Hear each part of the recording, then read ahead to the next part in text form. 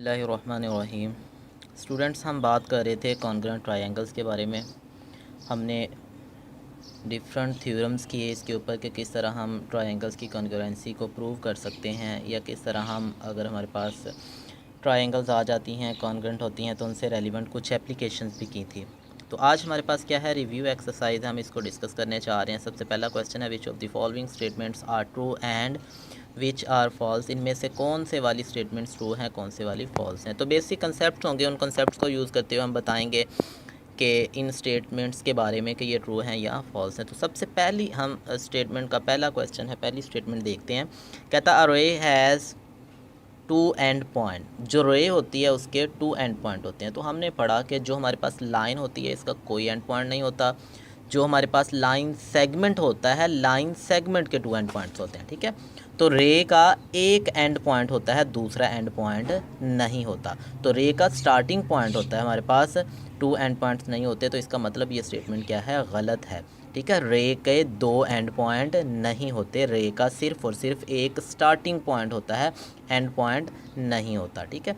Second statement है, in a triangle there can be only one right angle. तो क्योंकि हमने पढ़ा कि जो ट्रायंगल्स होती हैं उनके अंदर जो सम ऑफ एंगल होता है, इंटरनल एंगल का सम होता है, वो 180 डिग्री होता है। तो इसका मतलब ये है कि अगर हम एक से ज़्यादा 90 एंगल्स करवाना चाहें तो दो अगर एंगल 90 के हो जाएंगे तो वो 180 हो जाता है, तो तीसरा एंगल 0 हो जाएगा। तो ट्रायंगल के अंदर तो ऐसा पॉसिबल नहीं है कि तीसरा एंगल 0 हो जाए। तो अगर मैक्सिमम हमारे पास सिर्फ और सिर्फ एक ही एंगल 90 डिग्री का हो सकता है, तो ये स्टेटमेंट हमारे पास ट्रू है कि ट्रायंगल के अंदर सिर्फ और सिर्फ एक ही एंगल जो है वो 90 का हो सकता है, ठीक है। ये भी हो सकता है कि तीनों में से कोई भी 90 ना हो, लेकिन अगर 90 के होंगे तो सिर्फ और सिर्फ एक ही 90 का होगा, एक से ज़्यादा 90 के एंगल्स नहीं हो सकते, ठीक है। तो नेक्स्ट थर्ड स्टेटमेंट हमारे पास कहता है, 3 points are said to be collinear if they lie on the same line. तो कोलिनियर का मतलब ही ये है कि एक ही लाइन के ऊपर आना। 3 पॉइंट्स हों, 3 से ज़्यादा पॉइंट्स हों, तो उनको हम कोलिनियर कहते ही तब है जब वो एक लाइन के ऊपर आते हैं। तो इसका मतलब ये हुआ कि ये पॉइंट्स उस सूरत में कोलिनियर होंगे अगर वो एक लाइन के ऊपर आएंगे। तो यही बात कर रहा है कि तीनों पॉइंट्स जो हैं वो एक लाइन के ऊपर लाई करते हैं, तो वो पॉइंट क्या कहलाएंगे, कोलिनियर पॉइंट कहलाएंगे, ठीक है। नेक्स्ट फोर्थ, तो ये स्टेटमेंट हमारे पास क्या है, ट्रू है कि वो कोलिनियर कहलाते हैं। कहता है, two parallel lines intersect at a point. यानी कि जो पैरेलल लाइंस होती हैं वो एक पॉइंट पे इंटरसेक्ट करती हैं, जबकि पैरेलल लाइंस का कंसेप्ट ये है कि ऐसी लाइंस जो किसी भी पॉइंट पे एक दूसरे को क्या करती हैं, इंटरसेक्ट नहीं करती, वो पैरेलल लाइंस कहलाती हैं। तो पैरेलल लाइंस किसी भी पॉइंट पे एक दूसरे को इंटरसेक्ट नहीं कर रही होती। तो ये स्टेटमेंट हमारे पास क्या है, फॉल्स स्टेटमेंट है। नेक्स्ट कहता है, two lines can intersect on at one point.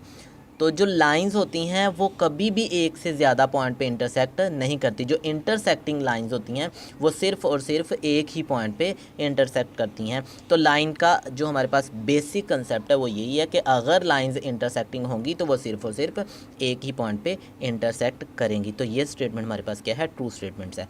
Next कहता है, a triangle of congruent sides has non congruent angle.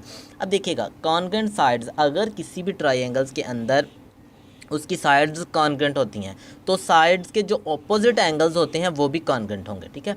लेकिन यहाँ वो कह रहा है कि अगर उसकी साइड्स कॉन्ग्रुएंट, अब यानी कि तीनों की तीनों साइड्स बराबर हों, अगर तीनों की तीनों साइड्स बराबर हो जाती हैं तो इसका मतलब ये होगा कि हमारे पास ट्रायंगल इक्विलेटरल ट्रायंगल बन जाएगी। लेकिन वो कहता है कि इक्विलेटरल ट्रायंगल तो है लेकिन उसके एंगल्स कॉन्ग्रुएंट नहीं है। तो हमें पता है जो इक्विलेटरल ट्रायंगल होती है उसके तीनों के तीनों एंगल जो होते हैं वो 60 डिग्री के होते हैं। अगर तीनों 60 डिग्री के हैं तो इसका मतलब ये हुआ कि तीनों के तीनों कॉन्ग्रुएंट हुए। लेकिन यहाँ वो कह रहा है कि नॉन कॉन्ग्रुएंट, तो ये गलत स्टेटमेंट है, ठीक है। तो हम इसको कहते हैं, ये स्टेटमेंट हमारे पास क्या है, फॉल्स है। नेक्स्ट हम क्वेश्चन नंबर 2 की बात करते हैं।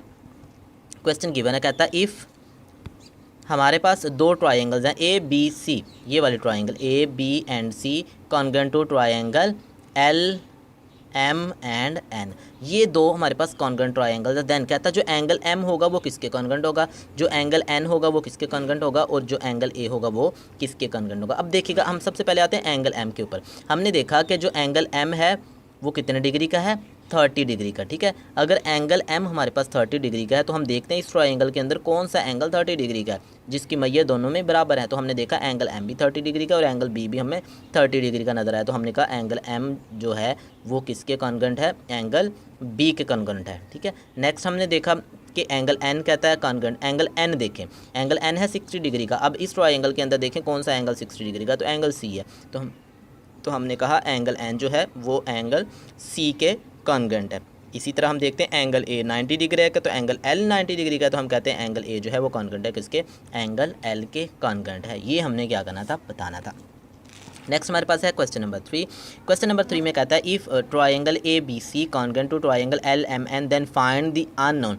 अब देखिएगा दो ट्रायंगल्स कॉन्ग्रुएंट है, ये हमें पहले गिवन है, ठीक है। उसने हमें दे दिया कि ये दोनों ट्रायंगल्स कॉन्ग्रुएंट, तो हमने पढ़ा कॉन्ग्रुएंट ट्रायंगल्स की करस्पॉन्डिंग साइड्स भी कॉन्ग्रुएंट होती हैं। अब देखिएगा जो एंगल 40 है वो एंगल 40 यानी कि एंगल ए और एंगल एल आपस में कॉन्ग्रुएंट होंगे। एंगल सी जो होगा वो एंगल एन के कॉन्ग्रुएंट होगा और एंगल एम जो होगा वो बी के कॉन्ग्रुएंट, क्योंकि ये 80 डिग्री है ये भी 80 डिग्री है। एम और बी कॉन्ग्रुएंट हो गए, ए भी 40 है एल भी 40 है तो ये भी आपस में कॉन्ग्रुएंट है। तो बाकी तीसरा एंगल भी हमारे पास क्या होगा, कॉन्ग्रुएंट, क्योंकि करस्पॉन्डिंग एंगल्स हैं। तो हम कहते हैं एंगल सी जो है वो एंगल एन के कॉन्ग्रुएंट है। दोनों की मैयर क्या है, आपस में बराबर है, मेजरमेंट के लिहाज से दोनों बराबर है। तो मैंने कह दिया एक्स जो होगा, ये वाला एक्स जो होगा वो फिर कितने डिग्री का आ जाएगा, हमारे पास 60 डिग्री का आ जाएगा। तो यहाँ हमने क्या किया, ट्रायंगल की कॉन्ग्रुएंसी को यूज़ किया है। नेक्स्ट है हमारे पास क्वेश्चन नंबर 4, कहता है find the value of unknown for the given congruent triangles. Triangles congruent है यानी कि ट्रायंगल ए डी बी और ए डी सी, ये दोनों ट्रायंगल्स कॉन्ग्रुएंट है। और कॉन्ग्रुएंट ट्रायंगल्स की करस्पॉन्डिंग साइड्स और करस्पॉन्डिंग एंगल्स भी आपस में क्या होते हैं, कॉन्ग्रुएंट। उसने हमें खुद दिया है कि ये वाला एंगल जो बी है वो एंगल सी के कॉन्ग्रुएंट है और ये वाली जो साइड बी डी है ये साइड सी डी के कॉन्ग्रुएंट है, ठीक है। ये साइन लगे हुए हैं, ये सबसे पहले ये वाला एंगल इस एंगल का कॉन्ग्रुएंट है और ये वाली साइड इस साइड के कॉन्ग्रुएंट है। तो हम रिजल्ट यूज़ करते हैं कि angle B congruent to angle C, यानी कि 55 degree is equal to 5x + 5 degree. तो ये दोनों आपस में क्या है, बराबर हैं। दूसरी स्टेटमेंट के अंदर जो हमें गिवन था वो ये था कि जो बी डी है वो कॉन्ग्रुएंट है सी डी के। तो हमने कहा B D congruent C D, B D की मैयर मालूम है हमारे पास 5m - 3 is equal to 2m + 6। तो हमने क्या किया, ये रिजल्ट यूज़ कर लिया। अब हम क्या करते हैं, मैंने दोनों को मेंशन कर दिया। ये इक्वेशन नंबर 1 आ गई, ये इक्वेशन नंबर 2। सबसे पहले इक्वेशन नंबर 1 को सोल्व करते हैं। तो इक्वेशन नंबर 1 हमारे पास क्या आ गई थी, 5x + 5 इज इक्वल टू 55। तो 5 इधर प्लस हो रहा है, राइट पे ले जाएंगे माइनस हो जाएगा तो 50 को 5 पे डिवाइड कर दें। ये 5 इधर मल्टीप्लाई और इधर आकर डिवाइड हो जाएगा। तो क्या आ गया हमारे पास, x की वैल्यू 10 आ गई। तो हमने अननोन निकालना था, पहला अननोन जो x की शक्ल में मौजूद था वो हमने फाइंड आउट कर लिया। अब नेक्स्ट आते हैं हम m को फाइंड करते हैं। तो दूसरी स्टेटमेंट हमारे पास, दूसरी इक्वेशन क्या थी, दूसरी इक्वेशन थी हमारे पास 5m - 3 is equal to 2m + 6। तो हम क्या करते हैं, जो m वाली वैल्यूज़ हैं उनको एक तरफ राइट कर लेते हैं, जो हमारे पास कांस्टेंट टर्म है उनको दूसरी तरफ राइट करते हैं। तो 3 इधर माइनस हो रहा था, मैं राइट पे ले गया प्लस हो गया, और 2m इधर प्लस हो रहा था, इसको लेफ्ट पे ले आए तो माइनस हो गया। तो ये आ गया हमारे पास 5m - 2m, तो ये आ गया 3m। तो 6 + 3 इज इक्वल टू 9। तो ये 9 आ गया। हमें m की वैल्यू फाइंड आउट करना है। तो 3 इधर मल्टीप्लाई हो रहा है तो उधर जाकर क्या हो जाएगा, डिवाइड हो जाएगा। तो यहाँ हम क्या करते हैं, इसको डिवाइड कर देते हैं। तो ये आ गया हमारे पास m इज इक्वल टू 3। और इस तरह हमारे पास जो लास्ट क्वेश्चन है, लास्ट क्वेश्चन में वो हमसे पूछता है इफ़ PQR, ये ट्रायंगल PQR कॉन्ग्रुएंट है triangle ABC, then find the unknown. तो जो अननोन्स हैं वो हमने क्या करना है, फाइंड करने। ये दोनों ट्रायंगल्स हमारे पास क्या है, कॉन्ग्रुएंट है। इस कॉन्ग्रुएंट ट्रायंगल में देखिएगा सबसे पहले 90 डिग्री और ये 90 डिग्री, क्योंकि ये दोनों की दोनों राइट एंगल ट्रायंगल्स हैं।